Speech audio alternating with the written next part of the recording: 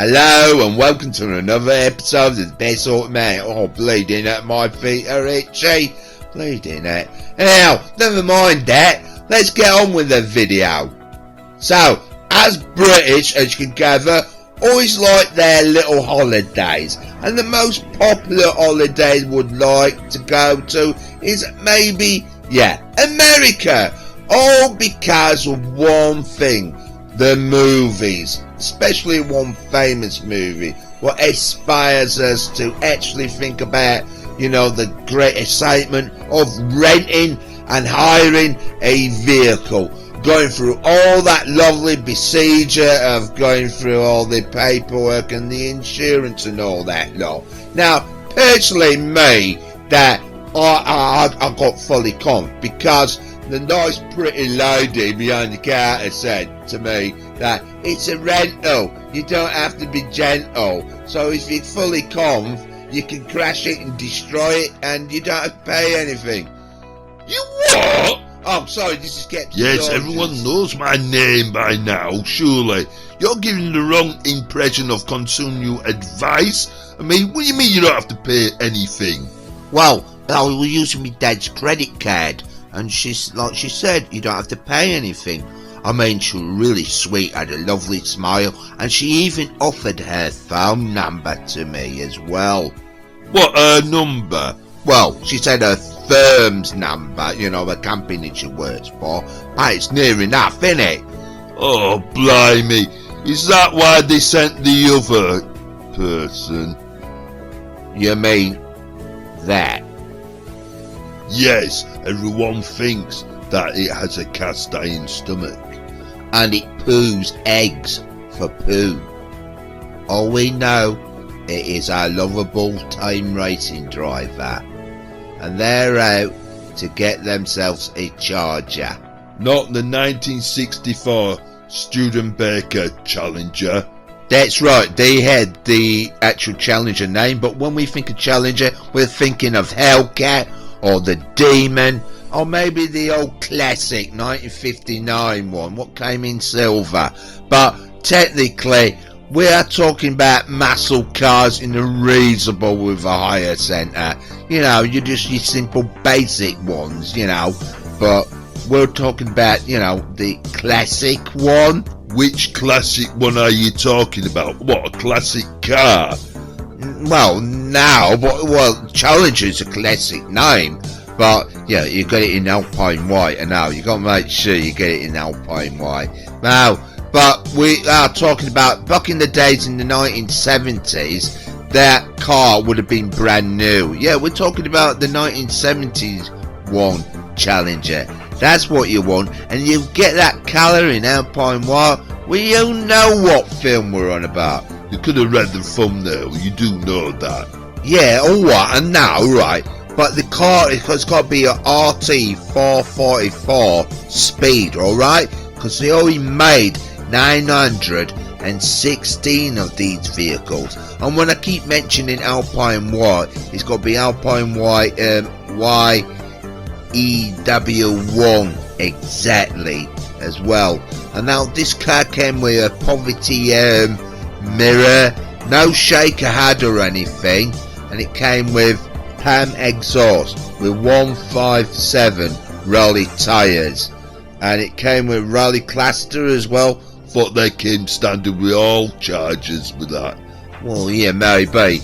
So, I'm not cars expert completely, am I? Well, you should be. Well, don't be starting on me about arguing. You've just ruined this lovely camera shot, what we might be focusing on the vehicle. I mean, who picked that vehicle anyhow for the movie? It was down to one man, and he could have picked any vehicle at all, even the most famous pony car of all. And we all know it as the Ford Mustang. But he could have picked the Chevrolet Camaro as well, or the Pontiac Firebird, down to the AMC Javelin as well.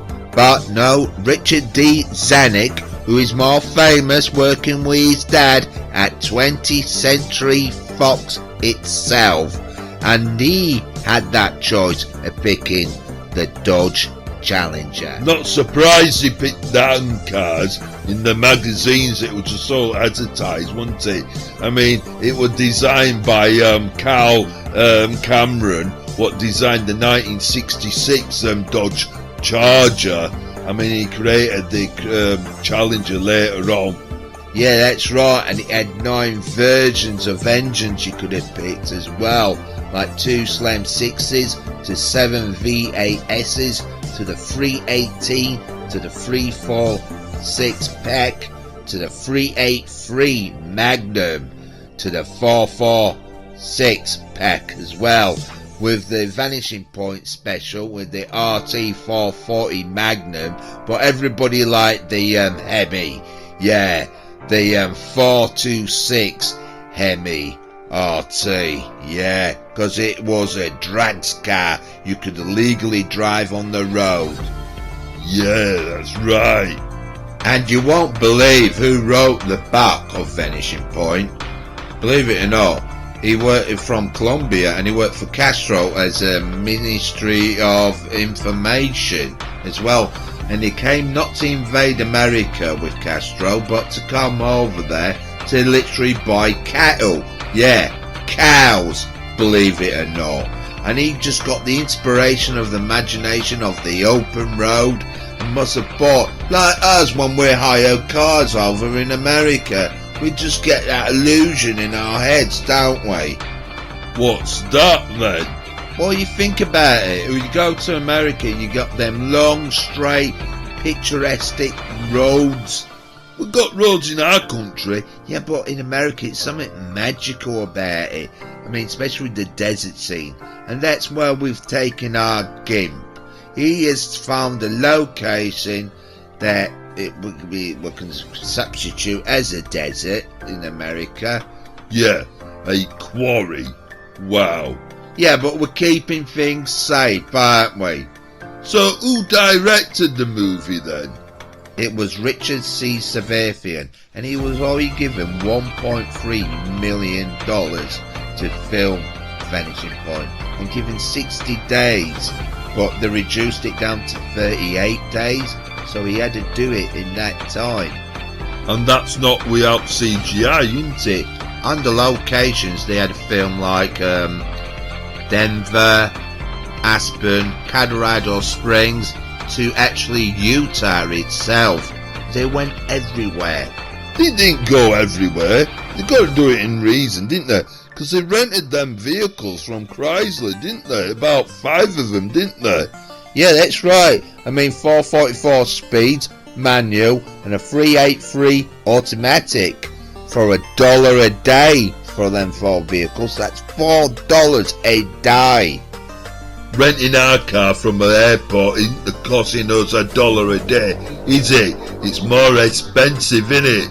Well, they could do it like that 1986 movie, The Hitcher. You know, where the young lad asks what he's doing a ride along, get a job. That's what I think about America, being a delivery driver. Yeah, but you know what happens in that movie, I've heard. Lots of car chases, but he does destroy the one he's delivering to the owners, innit? No. I mean, the one thing I didn't understand, when I went to my local video shop to hire it, right, it was always in the horror section for some reason. Oh, blimey, you hard work. What do you mean? Oh, just forget it. I mean, the film is on about delivery drivers, isn't it? Well, yeah, that's what happens in the movie, innit? It's like the one we're viewing now. You do know it's based on the drive-away driver, the ones what have to drive big vehicles what can't fit on another vehicle. Yeah, but they are them ones what have them trailers, you do. They mentioned it in the 1997 one, the Vanishing Point TV version. You know, it's got that Peter Wilson in it, you know, from Nikita, you know, the Australian blonde girl. No, I don't know it, right? You do know that these people what deliver vehicles have to inspect the vehicles and make sure that they're private contractors, they are responsible of that vehicle. Yeah, I do know. Look what happened in Vanishing Point. What do you mean? Well, when Quentin Tarantino saw, the Vanishing Point movie, he must have liked, Pete Wilson, in the Fan Nikita, and he joined that TV series Alias, with Jennifer Gardner in it, and in 2002 to 2004, he was in a few episodes of that. What's that meaning he would have been in that for? Well, Vanishing Point, it's got them two chases, right? In the TV one, and obviously in Death Proof, he's got them two cars battling out each other in the desert. Doesn't look like a desert to me. I can see green grass in the back scenery and that. Yeah, but Quentin Tarantino, he's got the right atmosphere of it. We have that dust and that. And another great atmosphere, he had actually a stunt woman doing acting in it, and she did this great, marvellous work on that bonnet. I mean, he must like TV movies and TV series, because she was in Xena, the Warrior Princess. You ever seen it? No, I don't even heard of it. It's a spin-off from Hercules, and she got hit by a bolster-wood chair, and it broke her back as well in Xena. And she's got a phobia, or she's very aware of praying mantises as well. Which country does she come from then? Well, the most dangerous one, with the dangerous wildlife and sheep. I've seen that documentary of Peter Jackson with Black Sheep 2006. I mean, do have good car chase movies back there, like Goodbye Pork Pie in 1981. But you haven't answered my question, which country she come from? From New Zealand, not to be confused from Fan Nikita, with Peter Wilson, from Australia, right? I think Quentin Tarantino got the idea of making her an action star like Alias, because he's watching them TV programs. She starred in her own spin-off, Angel of Darkness, 2009, and she did the stunt work for Newman Thurman in Kill Bill, but she didn't do her stunt driving. She did it herself, did Newman Thurman, and crashed it. What, on purpose? No, by accident. That's why his next film, Death Proof, he got a professional stunt team and got the stunt woman to do the acting. That would be brave. If she got hurt doing the stunt, who would have done her acting then? Well, they would have got a stunt actor in, wouldn't they? I think you're wrong there. It's like you getting that Angel of Death wrong, isn't it? I mean, I'm on a roll, alright, don't start criticising. I mean, there's loads of information about Death Proof, right, what I'm explaining about the stunt performers. I mean, they brought some of the old legends, like Buddy Joe Hucker, who actually jumped a police car over Burt Reynolds' head in White Lightning, the movie. And then you got Terry Leonard, and he did that stunt of Yakima Canoe, where he actually went under the stagecoach in the 1980s movie The Return of the Lone Ranger, and it went wrong for Terry because the stagecoach actually ran over both his legs. Blimey, that's gruesome, innit? Yeah, that's right. But Jeff even introduced younger stunt performers, like a couple of ladies. One was a trainee as well. So why did they bother with a trainee then? Well, the actress was a certain skin colour, right? And so he had to blend in the stunt performer the same colour of the skin. And she had to be trained to be a professional stunt driver. I mean, if you actually saw the movie in the cinema with a bigger screen, you can actually see inside the vehicle and you will notice things. I mean, that is a great experience seeing that movie in the cinema. I mean, I actually did see it on a bootleg pirate video nasty DVD. I suppose I got the experience in watching it at home and all that lot, you know, seeing Death Proof and Planet Terror. but my mate convinced me, you've got to experience the Groundhouse experience and see it in the cinema.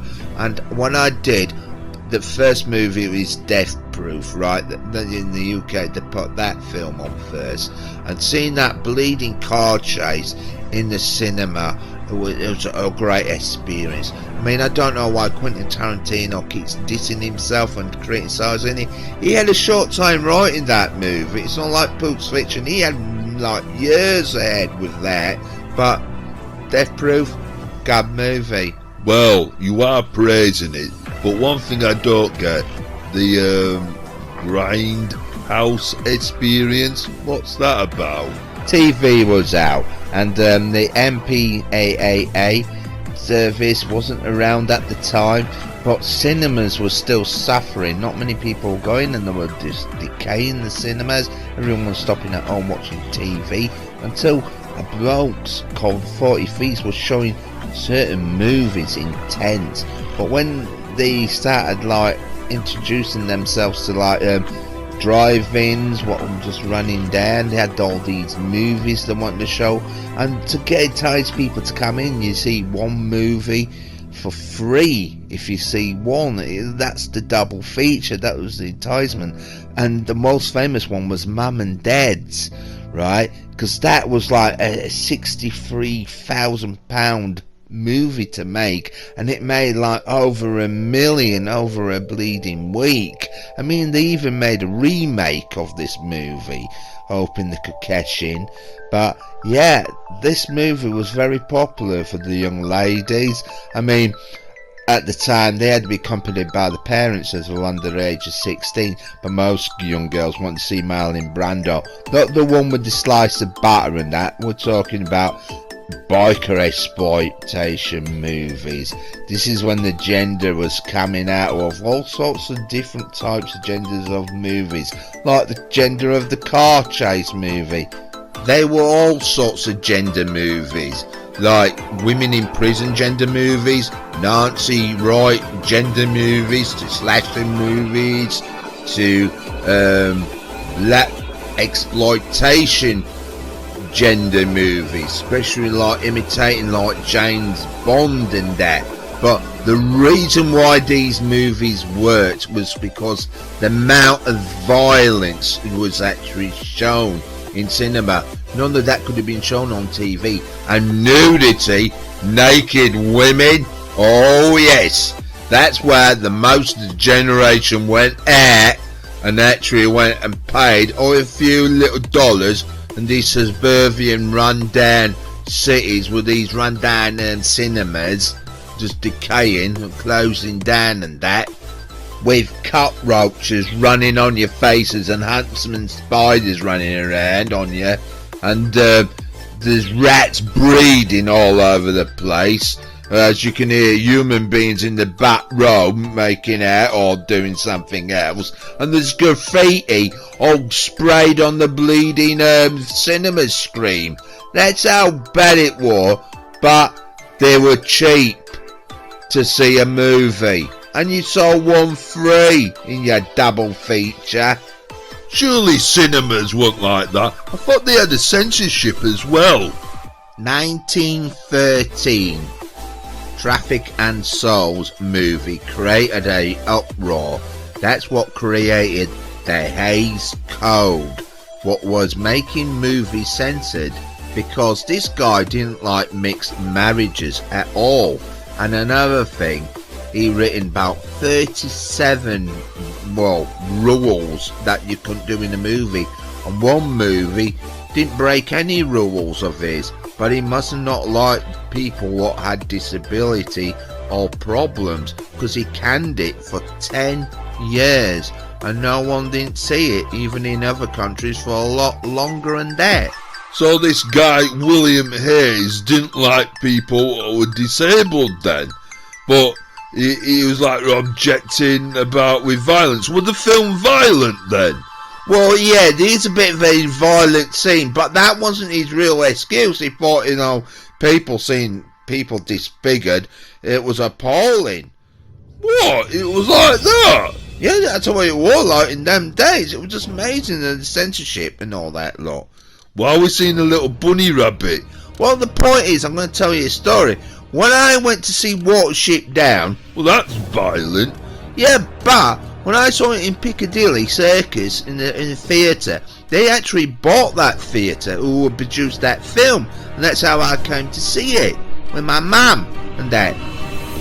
Were you scared of it? Now I thought it was brilliant, you know, all that blood and cartoon gats and all that lot. You're morbid.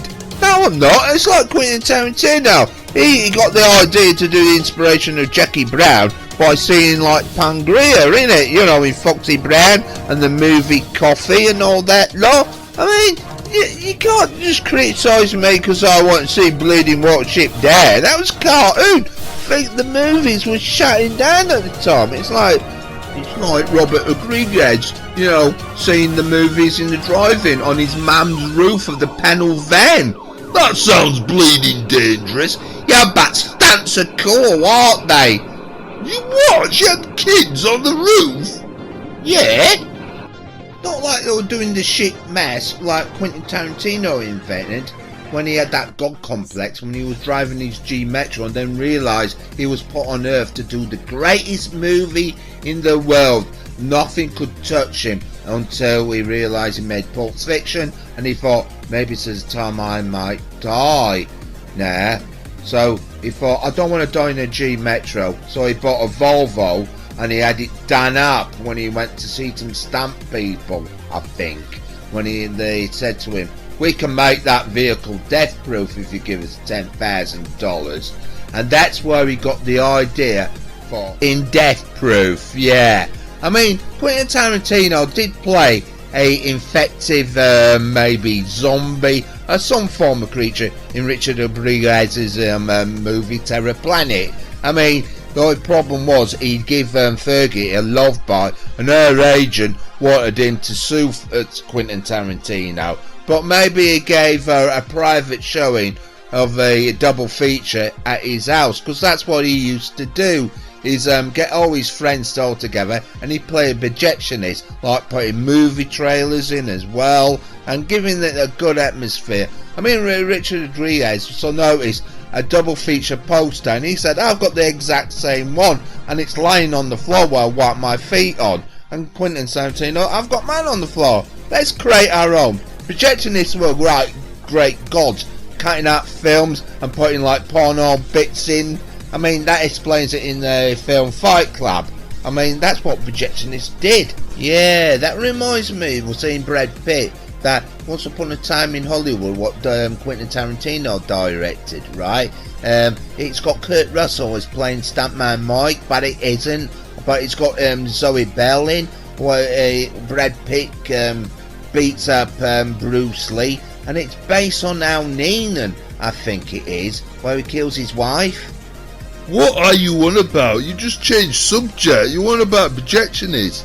Well, yeah. I'll get back to it. Right. The thing is, right, they had so many copies of the film, and it all started off in New York, and then went over maybe to other states of America, and the film used to get like chopped with naughty scenes, maybe taken out, you know, a bit of nudity. The projectionists will take that, or they'll just get scratched and damaged, and every time the copy of the film just got damaged and more, because they didn't have many copies of them. And you're just rambling, aren't you? What do you mean I'm rambling? I mean, on the test screen showing on the January the 15th, they officially opened at March the 13th in New York, right? And then this famous actor Barry Newman heard everyone's opinion about that movie, and they wasn't really impressed with it, that they actually took the movie completely out of the cinema. And the only time that movie did really good was around August, when it went over to Europe and it played in London, Leicester Square at the Odeon, where a lot of Londoners must have thought, well, it's the end of the 60s and they got the influence of maybe a couple of interesting movies like Easy Rider, what influenced the director what did Vanishing Point, you know, that he got a load of influence from that movie. So with the British, that they had, you know, that famous Italian job as well, their own car movie as well. I mean, to have another car movie where extra 6 minutes and 45 seconds added in, not compared to what the Americans didn't have, because they had that British actress and model and a singer as well, Charlotte Rampling, right? I mean, she starred in Vanishing Point, but her scene was actually cut out in the American version, where Kowalski is encouraged to smoke cannabis when he comes out and during the night, and he sees this strange hitchhiker just hitching for a lift, and he picks her up, and she's all like mysteriously dressed in black, and a lot of people get like the idea that she's actually playing as the Grim Reaper for the character, and she's gonna claim his knife or something. It's something weird and supernatural, but it could be an interesting scene, because really technically all she does is recorrect him where he's actually saying Frisco, and she corrects him like saying it's Francisco. And there's one important part: we sort of know where Kowalski actually comes from or lives, that, you know, he must have a place over there. That's why he wants to get there in a hurry. So why did they cut that scene out then? Maybe because they don't understand the English language. So the movie starts off obviously with a scene of a abandoned place, and then you'll get the title of Vanishing Point, and then we see this mysterious sight of bulldozers and shots of these two like police officers in a building, and you'll see some D8 bulldozers where they're borrowed from a railroad construction where they're in Cisco, and then you see a helicopter fly over, and then it catches up with a white Dodge Charger, and the Charge comes up to them bulldozers and then does a 180 and goes back, and then you'll see these police cars going over the horizon. So the white Dodge Charger spins round and goes off the road and goes into the desert, and that's when we're introduced to the character Kowalski, and now he's been played by an actor called Barry Newman. What wasn't chosen by Richard Savafian, he wanted somebody else, a mature actor like George C. Scott instead, but he was that type of bloke what played them important roles like Patton and turning down Oscars because he didn't believe in them sort of gimmicks. He believed in acting, and he did his own car chase movie, The Last Run, where he actually drives a 1959 B&W 503 Cabriolet vehicle in that movie, and he plays a character called Harry Gard, what is a retired getaway driver, and he has a midlife crisis, and he does one last job, as you can see by the title, and he sort of like does this job where he helps a convicted murderer escape from a prison transport, and he picks up his girlfriend, and our character falls in love with this actress, and in real life, because she was called Trish Vandermeer, and George C. Scott married her in actually real life. Wait on, I'm not bothered about that. I mean, just get on back on with Barry Newman, alright? Because that who was the main actor in the film, isn't it? Yeah, he played the character Kowalski.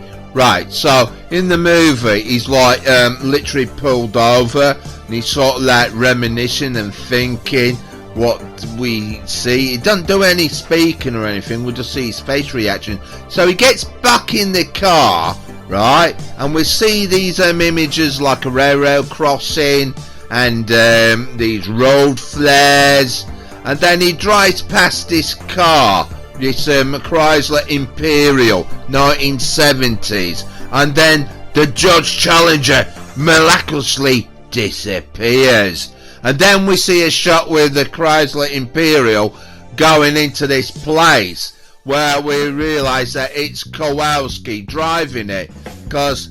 Whoa, wait on! What do you mean the car disappeared? I mean, is that why they call it vanishing point? No, I mean, I don't know. I mean, Kowalski turns up at his boss's, right? And the boss man's been stopping up. And he's like, come on, have a rest and all that lot, meet the missus and that. And Kowalski, right, he's so keen for the next job. And he's like, no, you need a rest and all that lot. I mean, you're a driver. I mean, you think about them drive-away drivers. They're only allowed to maybe drive 10 hours. But now, it's the 70s. Kowalski wants to go on the next job. So, we see him in a white Challenger. Wait on, how does he keep awake then? Well, he goes to a drug dealer and asks him for some white, some peps, some bennies, some uppers, some poppers. What the hell's that? Oh, some amphetamines, right? But he encourages him to start, like, just stay with me. Look at these couple of women I've got. Couple of darlings. Why don't you, spend the night? And Kowalski lats at him and he's like, now mate, I want to get to Francisco. And he's like, why? I can do it in 13 hours more or less. And they have a bet. I mean, they're setting off from Denver. So he's got to go like maybe over 90 miles per hour just to get to, Francisco in 13 hours. Bleeding heck. Then Kowalski drives off, and then it's daylight. We see a blind man walking down the street, played by Cleveland J. Little. He was born June the 1st, 1939 at Chickasaw, Oklahoma. Yeah, that reminds me, if you want to see a great Western movie, don't watch like John Wayne, Roy Rogers. Check out Mel Brooks's Blazing Saddles, and if everybody comes out with that reference of baked beans, yeah, you know you've seen that movie. Yeah, and don't forget to see the Fall Guy, the episode The Chase as well, season 2. Why is that? Because he's in that as well, isn't he? I mean, he's in Vanishing Point as well, and he plays with a disability, being blind, but he's got these telepathic powers that he can see our character driving the car in some miraculous way. Wow! Super Soul was meant to be super spick, meant to be played by a Spaniard. I mean, it was from that radio station, Ratman Johnson. So, yeah. Who are these people? Well, they're just watching the DJ. Anyhow, back to Kowalski, right? That he gets pursued by a couple of motorcycle police officers, and one comes outside of him and tells him to wake up, and he sort of like comes out of his daze and swerves at him, and then he purposely swerves at the other motorcycle rider, forces him to crash, and you won't believe what happens next. What? There's a backflash of a motorcycle racer crashing. You what? And it's Kowalski, and then it goes back to the car chase, right? And we see the white Charger doing a jump, and the motorcycle police officer crashes. So what happens next? Well, the motorcycle riders report back to HQ, and they've got the registration, but we see these great shots of Carrie Cofton doing the stunt driving, and Richard Surveithin. He actually said, I mean, they are filming against sunlight and all that lot, the camera work's going blurry, because he said most of these camera shots were all done by mistake, and they didn't have enough time to redo them, so they just put them in the movie. So the next thing, you see a strange another backflash of a NASCAR racer, and you can tell it's Kowalski again crashing. What, another backflash? Yeah, and then it goes back to John Alonso, the cameraman, did some fantastic shots, and then next thing, you won't believe it, right? What? Jaguar XKE turns up.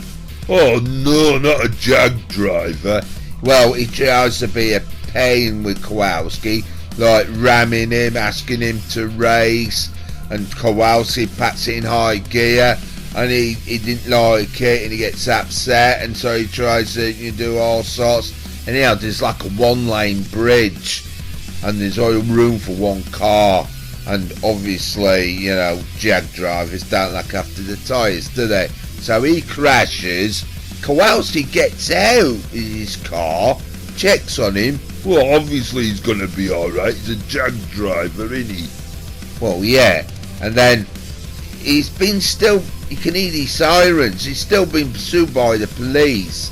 So he gets back in his car, gets over Nevada border, and there's like this truck spraying white lines, and he makes that swerve. And I always wonder, me personally, what did they do with that white line? Did they have to scrap it off the road or something?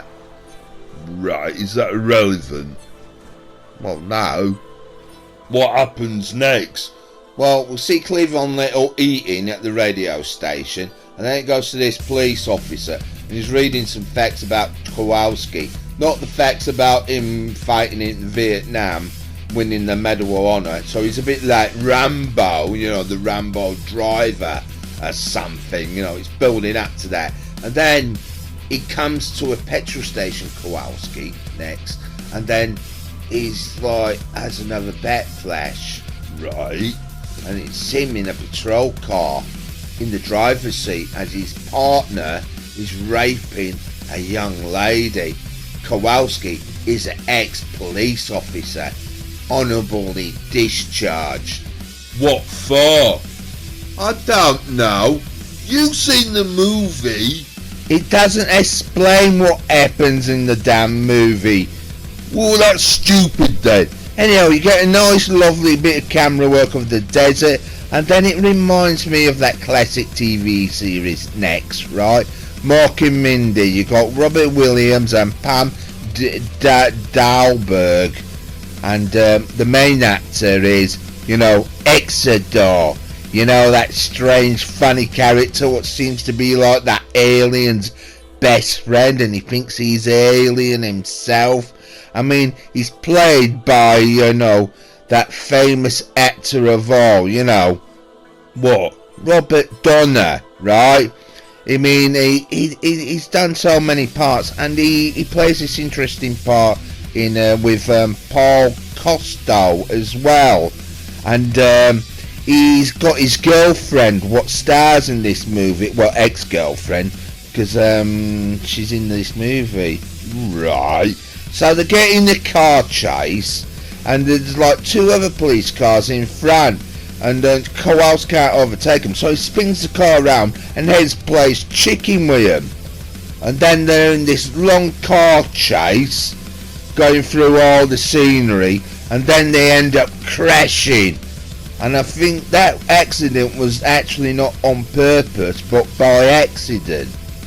But some people might say that how good the stuntman was. So there's lots of police cars crashing in it. Now it's only one what crashes. I think they crash because they're trying to figure out what he's done. Like, has he done a murder or that? They're too busy talking. Anyway, we'll get these scenes with Kowalski driving through the road.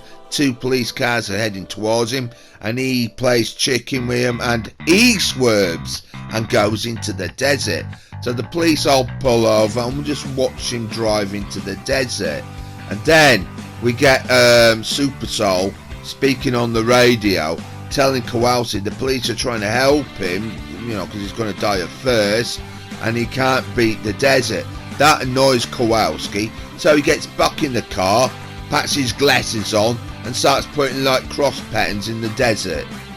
What for? I don't know. And then Super Soul will go about him, and he's like, he realised Kowalski's not listening. Then all of a sudden it starts snowing. You what? Well, we see snow, right? And there's this like a 4-wheel drive going through the snow. Right. And then you see a couple, and it's a famous singer, you notice. Yeah, Victoria Medlin. And yeah, she's playing like the love interest for Kowalski, and it's very romantic.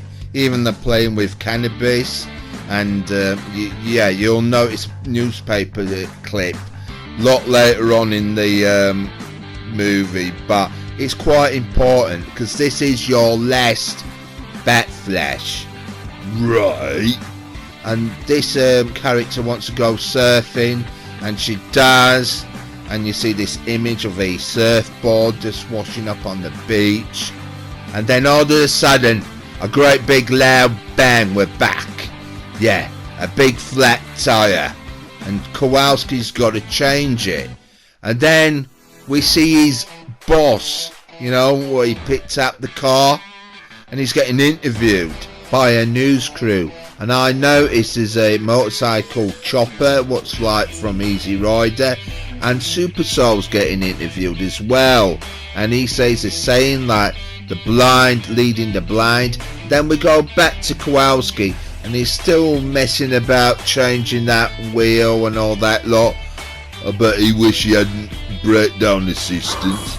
Well, actually in the movie they had a brilliant mechanic nicknamed the Surgeon. They were called Max Balkowski, and he was really good at like taking parts out of one car. They ended up having 8 cars altogether, and somebody was cheeky enough to steal one of them. I know, and take it for a joyride, but the police pulled them over. A woman called Misty. Right. And then all of a sudden Kowalski meets a snake, and he doesn't run away because he hears a voice saying, "Stay there, Sonny," and it's Dean Jagger himself, and he catches a snake because he puts it in a basket, and Kowalski has a chit chat saying, "What do you do with that?" And he says, "I trade it for flour, sugar, you know, coffee, and lots of beans." Lots of beans.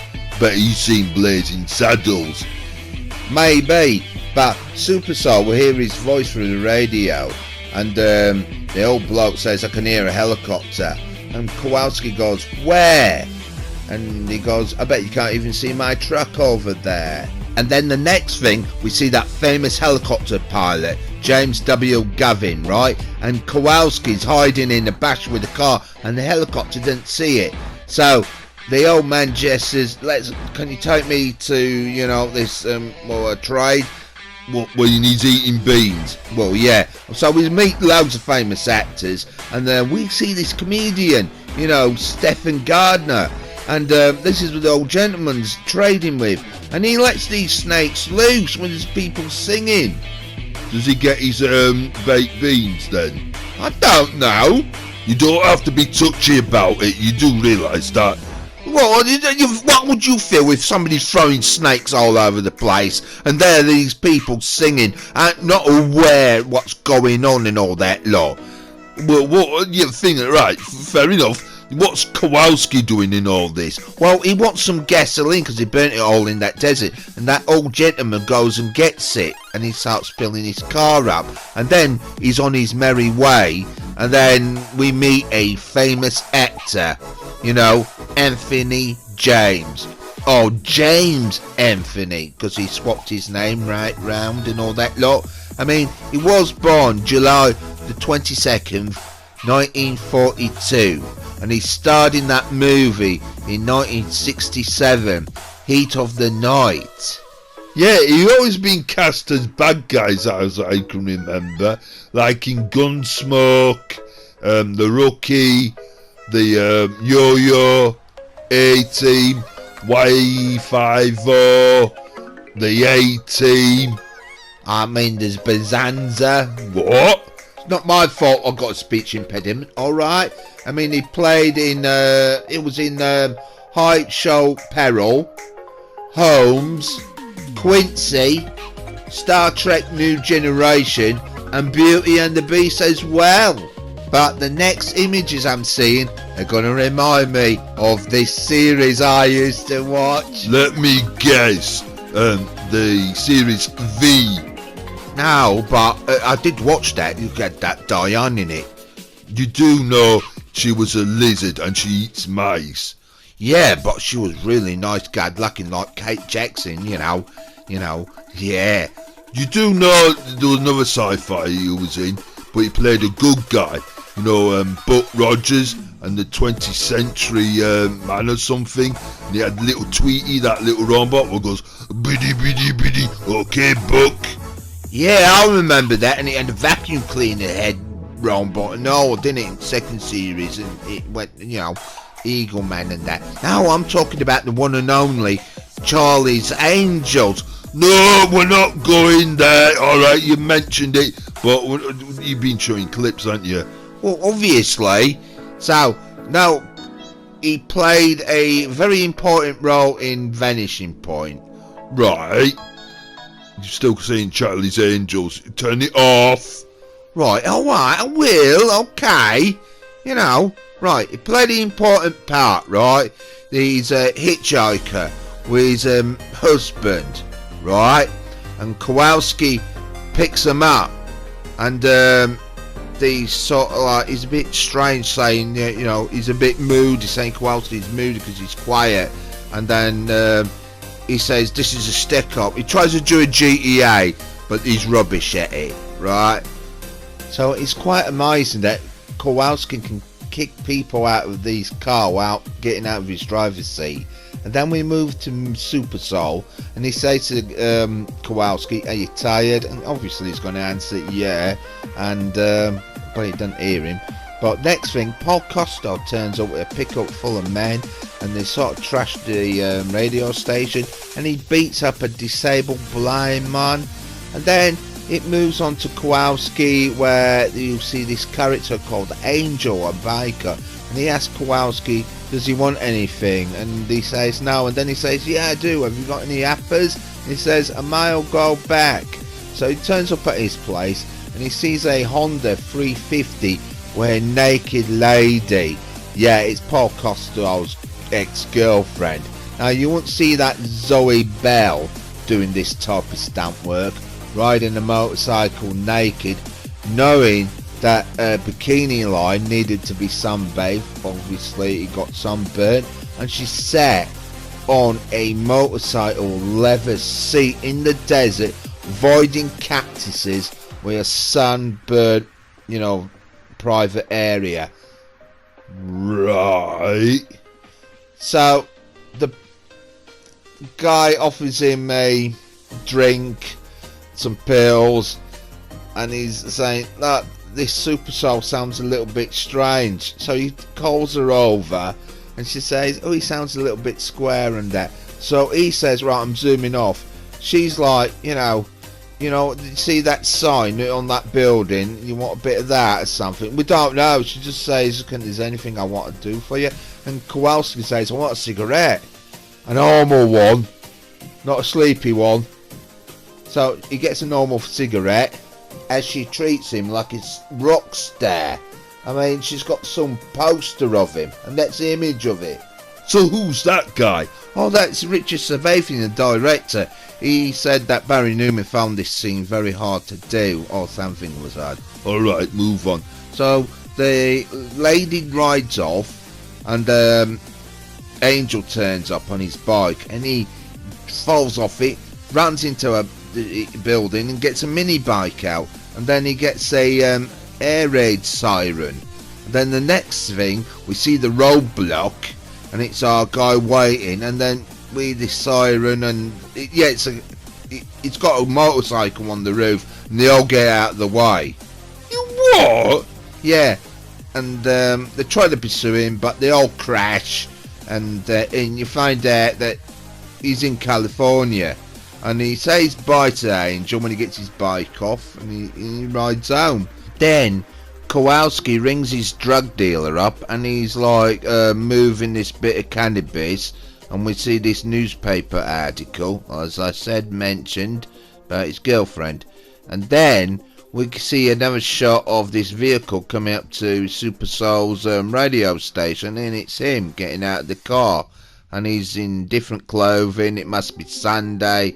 How do you know that? Well, he mentions it, actually. Anyhow, we go to this fancy police station, which got a fancy sign and lights. and because it's California, and it's like the location where Kowalski is, and then we see Kowalski with that helicopter and them police cars. We see them 3 police cars, and then we see them bulldozers, as I mentioned in the beginning. Alright, yeah, I forgot all about that. And then all of a sudden, a 1967 Camaro goes crashing into them bulldozers. You what? Well, yeah, that's what happens. Seriously? That don't make sense. Richard Surveithan, the director, didn't like the ending with Richard Zanuck saying he has to die. I mean, he wanted Gene Hackman to play the part as well. That was his second choice, but it would have been a different ending. I mean, Paul Newman smiling because he's seen Paul Costello's girlfriend naked, maybe. Or it's something maybe like Dukes of Hazzard. You know, they always jump over them roadblocks when there's a dip in the road or something. Right. I'm like, what the hell with the ending? He just killed himself. Yeah. So you're not really explaining this very well. So it was a different car. I thought you said he stopped and he spun back round. No, I didn't say that. You did at the beginning of the movie. I mean, this movie's inspired different, filmmakers, and the reason is because they were renting cars from Chrysler. The last remaining Chrysler actually towed that vehicle into the bulldozers. Yeah, but why? And even worse, he didn't deliver the goddamn car, so he didn't even do what he set out to Well, do. no, he didn't get it to his destination, did he? No, but that's the whole point of the film. So is Chrysler happy about this? Being promoted for the most famous crash then?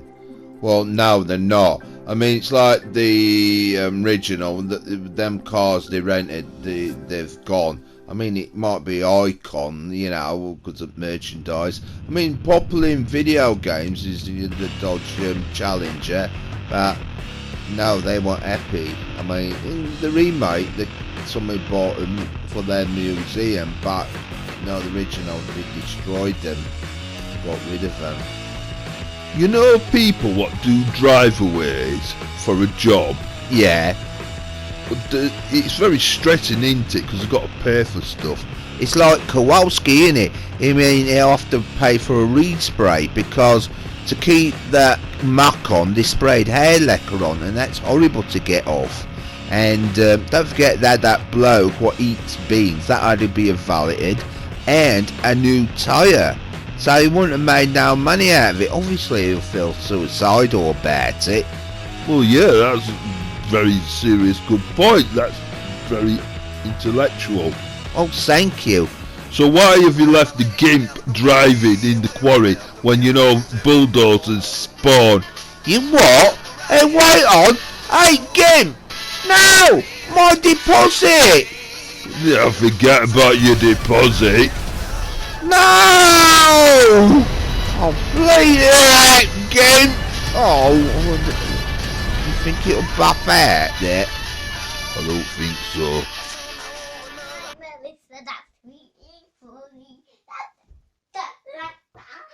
Goodbye.